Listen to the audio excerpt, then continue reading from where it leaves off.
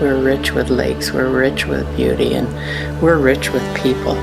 And Peterborough is becoming more multicultural. And I think to everyone's benefit, that we have a lot to share.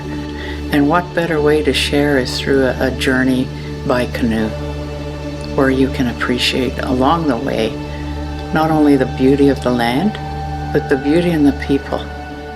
And everyone has something to offer.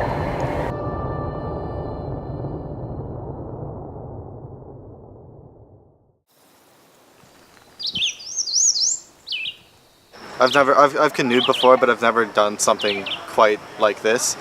So it's a whole new experience for me. 100 kilometers in 5 days. I didn't know that was possible.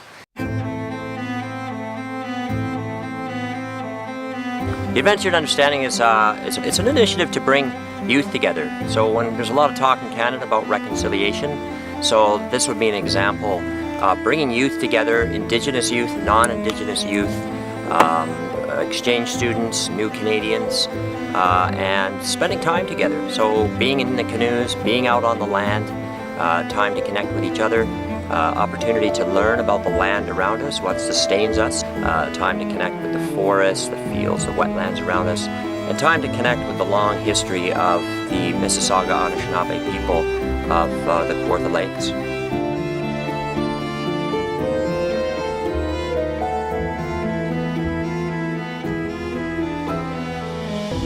We met quite a bit of elders. We probably met about like 3 elders.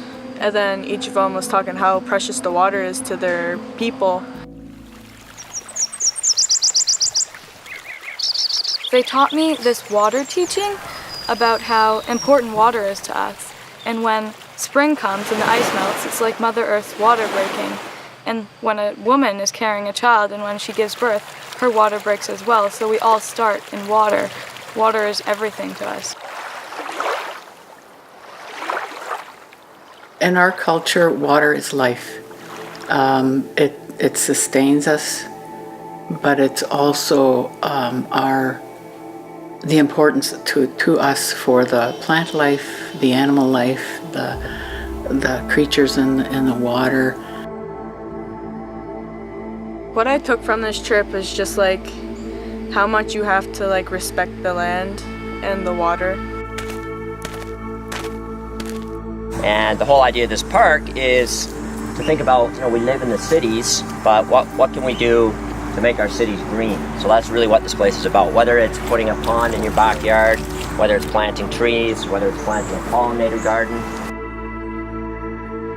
More and more we see the change, and it's not good change. And we have always been taught that everything is in balance. So, without those things, then we are heading for trouble. We need to make sure that we're nurturing and caring and doing whatever we can to preserve and conserve the plant life, the vegetation, the animals, and because this all comes back to us too.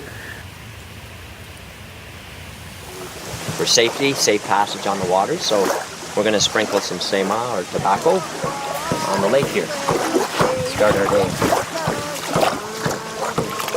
Down we will see the full moon rising up high in the sky. We learned drums yesterday and the knowledge and wisdom they possess on people's connection with nature. It was sort of cool to open up what I know about sort of the world with that native knowledge.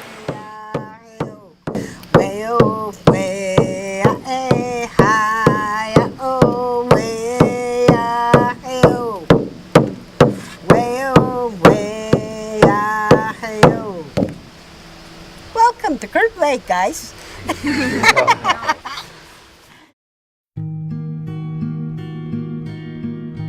First Nations relationship with non-First Nations has not always been an easy relationship, and that continues to this day.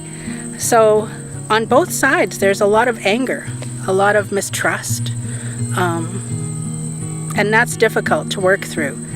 And so you try and figure out ways to get over that. Try and figure out ways to engage those two different sides, opposing sides, you know, because we're not really that different. I mean, we've had new Canadians from Africa, Iraq, Syria, and it is always really neat to hear that, yes, we come from different cultures, but there's so many similarities. That's always really neat. So, yeah, I think that's just invaluable opportunities to spend time together. So. We share this earth. We have no choice but to share this space.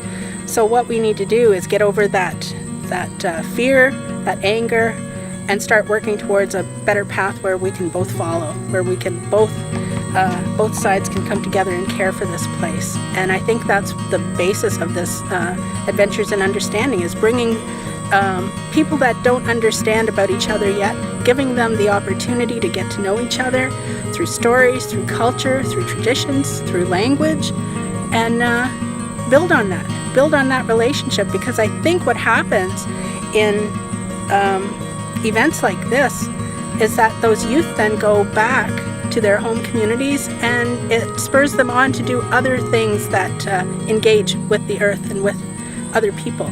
And it replaces some of that fear with love and tenderness and kindness. And that's always a good thing.